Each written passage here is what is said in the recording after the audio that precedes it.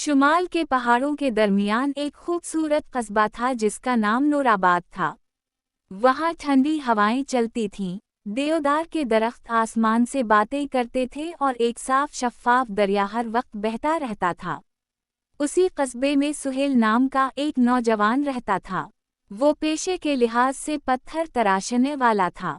عام پتھروں کو بھی وہ اتنی خوبصورتی سے تراشتا کہ دیکھنے والے حیران رہ جاتے۔ مگر اس کی ایک عادت تھی، وہ کبھی اپنی تعریف پسند نہیں کرتا تھا۔ ایک دن قصبے میں ایک بوڑھا سیاح آیا۔ اس نے سہیل کا بنایا ہوا ایک پتھر کا چراغ دیکھا اور بولا، بیٹا، تمہارا ہنر اس چھوٹے قصبے کے لیے نہیں، پوری دنیا کے لیے ہے۔ سہیل نے مسکرا کر جواب دیا، میرے لیے یہی کافی ہے کہ میرا کام کسی کے چہرے پر مسکراہٹ لے آئے۔ کچھ دن بعد قصبے میں ایک عجیب خبر پھیل گئی۔ پہاڑ کی دوسری طرف ایک پرانی وادی تھی جہاں ایک صدیوں پرانا چشمہ خشک ہو گیا تھا۔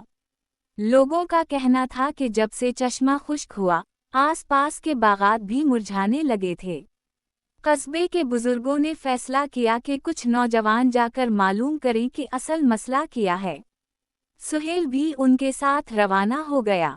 راستہ آسان نہیں تھا، کہیں تنگ پگڈنڈیاں تھیں، کہیں اونچی چٹانیں۔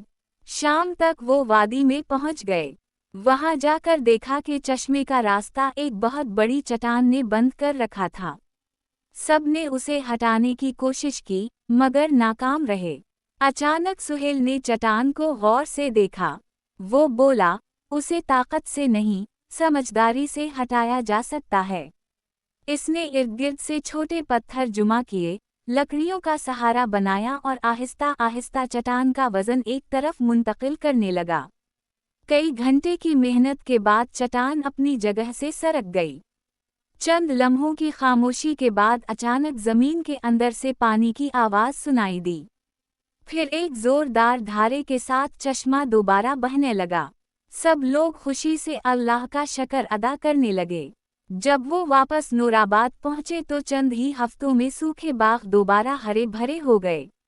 درختوں پر پھل آنے لگے اور پرندوں کی چہچہاہٹ لوٹ آئی۔ قصبے والوں نے سہیل کے اعزاز میں ایک تقریب رکھنی چاہی، مگر وہ خاموشی سے اپنے کام میں لگ گیا۔